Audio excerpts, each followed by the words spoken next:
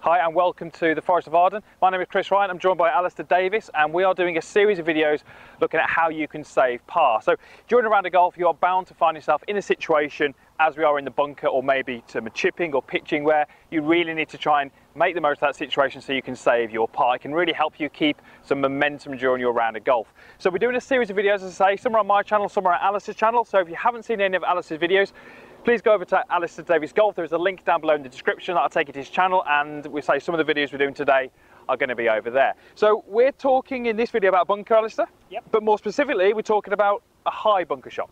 Yep. So I'm going to go for this first flag here, and hopefully this is visible from the cameras. It's probably 10 yards, 12 yards. Yeah, but about that. It's not long, is it? It's not a long bunker shot, but I've got a fairly decent lip, and I've probably only got 8 feet of green.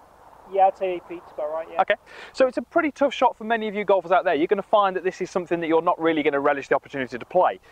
First thing is expectations. What would we be happy with, Alistair?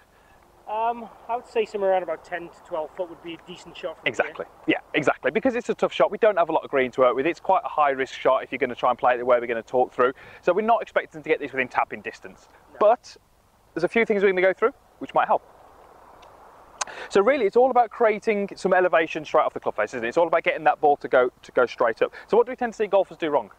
Well, generally in bunkers they make a lot of cardinal sins done. They tend to have the face very square. Yeah.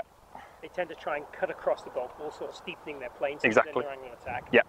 Both of which are not going to get any kind of initial trajectory that we want for this particular shot. Exactly. So we're going to stand pretty square.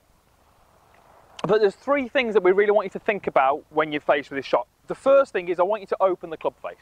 Now, I'm sure Alice will agree with me, when we see golfers in the bunker, we ask them to open the club face, we'll see 5, 6, 10 degrees of movement. We want to get that club face way open. So if I'm sort of facing the camera there, it's almost more than 45 degrees open. So if I were to just lay that club in the sand on its back, that's going to give me a good indication as to how open I want that club face. So it's going to be about 45 degrees open. Make sure that you open the club face and then apply your grip rather than the other way around.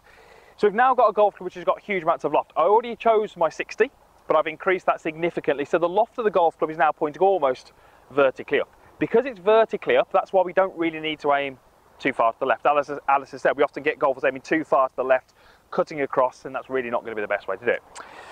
Face open.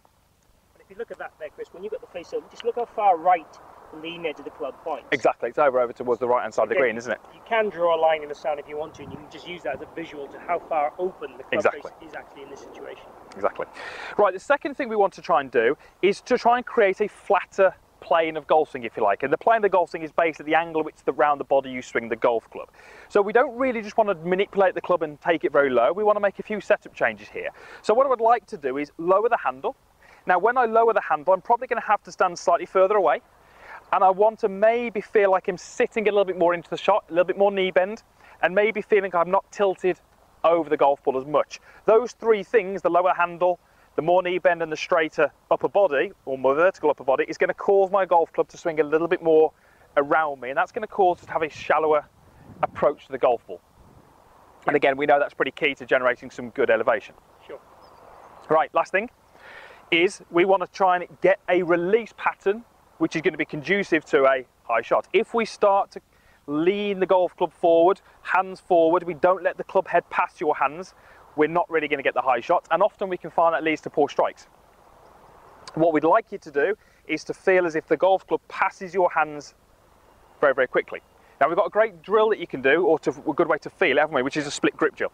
So if we were to take our left hand as normal and our right hand almost half onto the metal, half onto the grip, and what we're going to try and do is make some swings where we feel like the left hand is almost pulling away from the target as we get towards the golf ball. So as I approach the golf ball, my lead arm gets about in line with that ball, I'm almost going to pull my hand away from the target, and I'm going to get the feeling that the right hand is throwing the golf club past. And this is generally a good way to get some good elevation, isn't it? Yeah, as long as we maintain a good contact, yeah, you're going to get the ball up very, very quick and sharply, which is exactly what we're looking for in this shot. Exactly. So if we do all those 3 things, I should better get this pretty close, or within 10 feet. You can have a go at the shot now. Let's have a go. Right, so I've got my 60, I'm going to do all those things and see if we can get some decent elevation and hopefully get a decent result. So I'm aiming a little left because I think it's going to go a little bit right when it lands.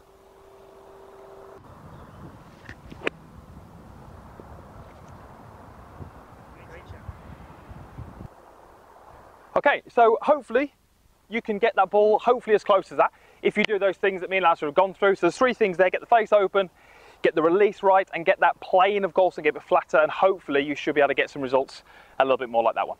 Anything else to add?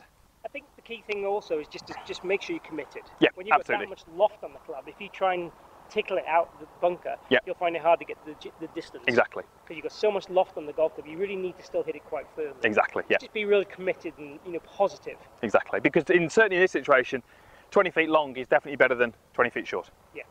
Right, so hopefully that's going to help you when you find yourself in this situation, get up and down a little bit more often and give yourself a chance at saving that par. Thank you very much for watching. All the usual stuff down below. There's a like button down there, there's a comments box, so please post any comments you do have down there. We'll try and get back to you as soon as we can. And if you haven't done already, then please subscribe to my channel. Please subscribe to Alistair's channel. Loads more content out there, and hopefully a few more videos in this video series which are going to help you save par more often. Thanks again for watching.